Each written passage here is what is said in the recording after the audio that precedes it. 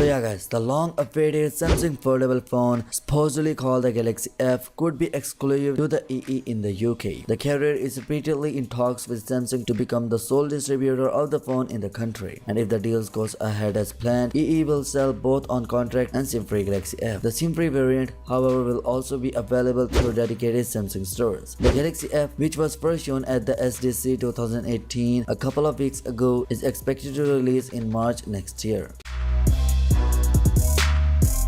A mysterious tipster that a publication claims to have verified as a Samsung employee expects the Galaxy Flex to cost anywhere between £1,500 and £2,000, which may sound insane at first. That equates to a $1,925 to $2,570 range. But such a straightforward conversion is obviously not relevant. Apparently, Samsung will offer the Galaxy F with multiple configurations, but even then, the cheapest model will cost higher than earlier estimates suggested, while the most expensive one may will breach the £2,000 mark. Splitting the cost to monthly installments could be the best idea if you're already on the EE network. However, if you are not and don't want to join either, Samsung does offers a contract system for its SIM-free phones. The company lets you pay off some of its phones over 2 years. Now, it remains to be seen if Samsung will include the Galaxy F into this program. While it may be hard to justify the Galaxy F's cost at the moment, Samsung very well knows what it's making. The company has already confirmed that it will produce 1 million units of the foldable smartphone initially,